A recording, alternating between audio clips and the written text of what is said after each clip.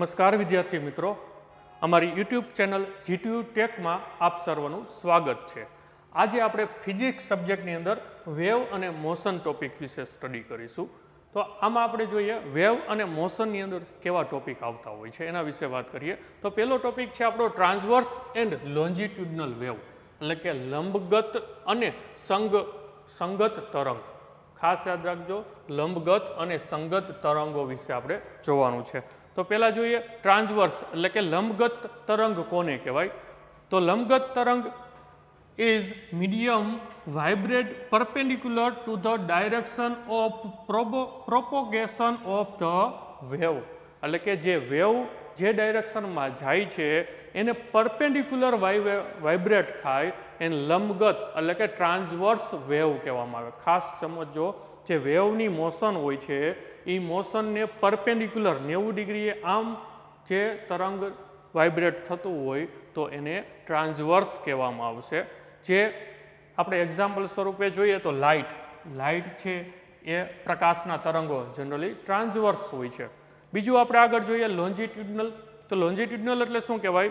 Medium vibrate parallel to the direction of propagation of the wave, એટલે કે wave જે ડાયરેક્શનમાં જાય છે એ જ ડાયરેક્શનમાં એ વાઇબ્રેટ થાય તો એને કહેવાય લોન્જિટ્યુડનલ વેવ્સ। તો એના વિશે આપણે જોઈએ, એમાં એક્ઝામ્પલમાં સાઉન્ડ વેવ એટલે કે ધ્વનિના તરંગો, સાઉન્ડ વેવ છે જનરલી તમે જોતા હશો તો જે ડાયરેક્શનમાં જાય છે એ ડાયરેક્શનમાં જ વાઇબ્રેટ થતા હોય છે। તો એમાં જુઓ, અહીંયા તમને એક એનિમેશન બતાવેલું છે।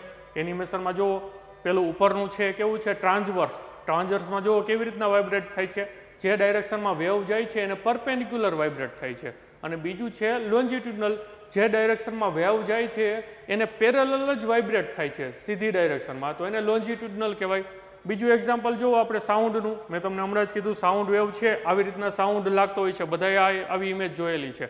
તો કેવી રીતના છે? એને પેરેલલ જ વેવ જાય છે એ જ ડાયરેક્શનમાં વાઇબ્રેટ થાય છે તો એને કહેવાય લોન્જિટ્યુડનલ, અને પરપેન્ડિક્યુલર થતું હોય એને ટ્રાન્સવર્સ કહેવાય। એટલે બંનેના એક્ઝામ્પલ છે લાઇટ વેવ્સ અને સાઉન્ડ વેવ। એ એક્ઝામ્પલ ખાસ યાદ રાખવાના છે, તમને ડાયરેક્ટ આમાંથી એક્ઝામ્પલ પૂછાતા હોય છે।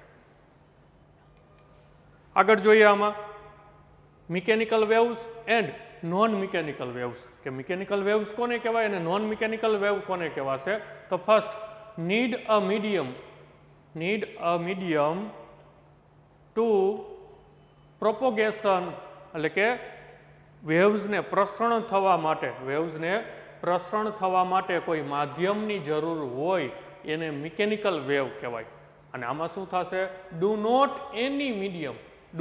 નીડ એની મીડિયમ, એટલે કે કોઈ પણ પ્રકારની મીડિયમની જરૂર પડતી નથી વેવને પ્રસરણ થવા માટે, પસાર થવા માટે, એને નોન મિકેનિકલ વેવ કહેવામાં આવશે। ખાસ યાદ રાખજો, મિકેનિકલ વેવ એટલે કાંઈક મીડિયમની જરૂર પડે। આપણને ખબર છે મિકેનિકલની અંદર કાંઈ ઓબ્જેક્ટ, કાંઈ વસ્તુ હોય, કાંઈ મોશનમાં થતું હોય એમાં કાંઈક મીડિયમ જોઈ તો જ આગળ પસાર થાય, તો મિકેનિકલની અંદર મીડિયમની જરૂર પડે, જ્યારે નોન મિકેનિકલમાં કોઈ પણ પ્રકારના મીડિયમની જરૂર પડતી નથી વેવ્સને પ્રસરણ થવા માટે।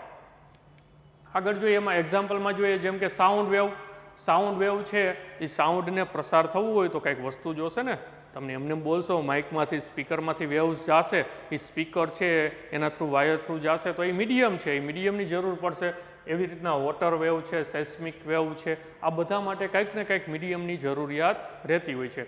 અને નોન મિકેનિકલ વેવ છે એમાં જો એક્ઝામ્પલમાં ઇલેક્ટ્રોમેગ્નેટિક વેવ, મેગ્નેટ છે એમાં એક પાસે બીજું રાખશો તો ડાયરેક્ટલી એટ્રેક્ટ કરશે, એમાં વચ્ચે કાંઈ મીડિયમની કાંઈ જરૂર પડતી જ નથી, તો એમાં મીડિયમની જરૂર પડશે નહીં નોન મિકેનિકલમાં, એટલે ઇલેક્ટ્રોમેગ્નેટિક વેવ છે એ નોન મિકેનિકલ આવશે। આગળ એમાં જોઈએ can not travel through vacuum, એટલે કે મિકેનિકલ વેવ છે એ વેક્યુમની અંદર મુસાફરી એટલે કે ટ્રાવેલ કરી શકતું નથી, જ્યારે નોન મિકેનિકલ વેવ છે can travel throw the vacuum, એટલે કે શૂન્ય કે અવકાશમાં પણ નોન મિકેનિકલ વેવ છે એ ટ્રાવેલ કરી શકતું હોય છે।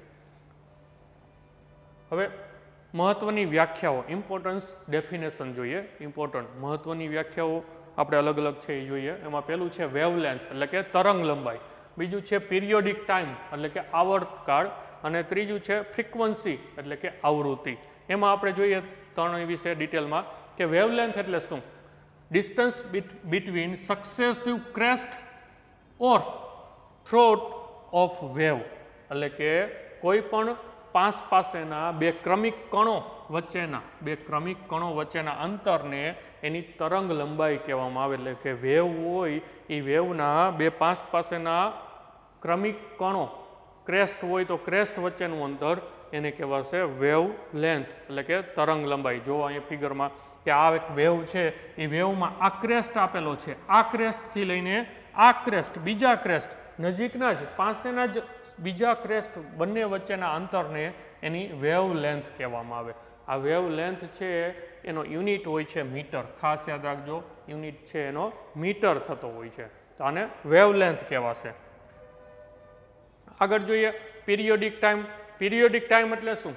It is required to time to complete one vibration or cycle, એટલે કે એક સાયકલ અથવા એક વાઇબ્રેશન પૂરું કરવા માટે જે ટાઈમ લાગે એને પીરિયોડિક ટાઈમ કહેવામાં આવે. કોઈ પણ એક સાયકલ પૂરી થાય એના માટે જે ટાઈમ લાગશે એને પીરિયોડિક ટાઈમ કહેવાય, જે સેકન્ડમાં માપવામાં આવે. એટલે કે એનો યુનિટ છે સેકન્ડ હોય છે અને એનું ઇક્વેશન હોય છે T is equal to 1/f. F for frequency, અહીં F ફોર ફ્રીક્વન્સી છે, T ફોર ટાઈમ પીરિયડ અથવા પીરિયોડિક ટાઈમ. તો આમાં જુઓ સેમ એક પીરિયોડિક ટાઈમ એટલે શું કહેવાશે કે એક સાયકલ પૂરી કરવામાં જે ટાઈમ લાગે. એક સાયકલ એટલે હું સ્ટાર્ટ કરીશ, સપોઝ અહીંથી હું સ્ટાર્ટ કરું છું, તો આ સ્ટાર્ટ કરીને ફરીથી આપણે એ જ પોઈન્ટ ઉપર આપણે આવશું મેક્સિમમથી મિનિમમ, નેગેટિવ સાઈડ મિનિમમથી લઈને પાછું એ જ પોઝિશન ઉપર આવીએ તો એ એક સાયકલ પૂરી થઈ કહેવાય. અને એના માટે જે સમય લાગે છે એને કહેવાશે પીરિયોડિક ટાઈમ. એટલે ખાસ ધ્યાન રાખજો પીરિયોડિક ટાઈમ કોને કહેવાય અને એનો યુનિટ શું હોય છે. આગળ જોઈએ એમાં ફ્રીક્વન્સી. ફ્રીક્વન્સી એટલે શું? It is the member of vibration cycle, frequency એટલે શું? It is the number of vibration or cycle perform by particular in 1 second. એટલે કે એક સેકન્ડની અંદર એ જે સાયકલ છે એવી કેટલી પૂરી થાય છે, નંબર ઓફ સાયકલ, એને કહેવાશે ફ્રીક્વન્સી. એક સેકન્ડની અંદર કેટલી સાયકલ પૂરી થાય એ સાયકલની સંખ્યાને ફ્રીક્વન્સી કહેવામાં આવે.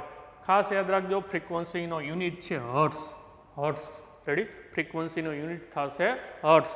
તો એ હર્ટ્સ ઉપરથી પછી એનું ઇક્વેશન બને છે F frequency is equal two 1/T. જે આગળ આપણે જોયું હતું ટાઈમ પીરિયડનું ઇક્વેશન શું હતું? T is equal to 1/F.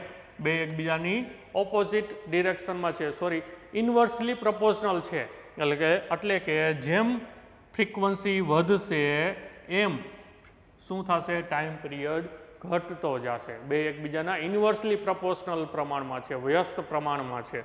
એટલે ખાસ આ ધ્યાનમાં રાખજો. આગળ જોઈએ MCQ છે, MCQ પ્રેક્ટિસ માટેના, એના વિશે વાત કરીએ તો SI યુનિટ ઓફ ફ્રીક્વન્સી. ફ્રીક્વન્સીનો SI યુનિટ શું થાય? તો હમણાં જ આપણે આગળ જોયું ફ્રીક્વન્સીનો SI યુનિટ. તો ફ્રીક્વન્સી છે આપણે હર્ટ્સમાં મેઝર કરતા હોઈએ છીએ. જેમ આપણને ખબર છે ઇલેક્ટ્રિસિટીની ફ્રીક્વન્સી કેટલી આપણે અહીંયા ઇન્ડિયામાં છે? 50 હર્ટ્સ. 50 હર્ટ્સનો મતલબ શું થાય? એક સેકન્ડની અંદર 50 વખત સાયકલ પૂરી કમ્પ્લીટ કરે છે. એટલે ફ્રીક્વન્સીનો યુનિટ થશે હર્ટ્સ. સેકન્ડ આગળ આપણે જોઈએ MCQ. બીજો MCQ છે ખાલી જગ્યા waves require medium two propagate. એટલે કે વેવને પસાર થવા માટે મીડિયમની જરૂર પડતી હોય એવું કયું વેવ છે? વેવનું નામ આપો. તો અહીંયા જુઓ આટલા વેવ છે. તો હમણાં જ આપણે સ્ટાર્ટિંગમાં વાત કરી કે મિકેનિકલ વેવ છે એમાં મીડિયમની જરૂર પડતી હોય છે. તો આન્સર થશે મિકેનિકલ વેવ. તો આ રીતે તમને MCQ પૂછાતા હોય તો MCQ તમે પ્રિપેર કરી શકો. Thank you very much. તો અમારા વિડીયો જોવા માટે ખૂબ ખૂબ આભાર. Thank you.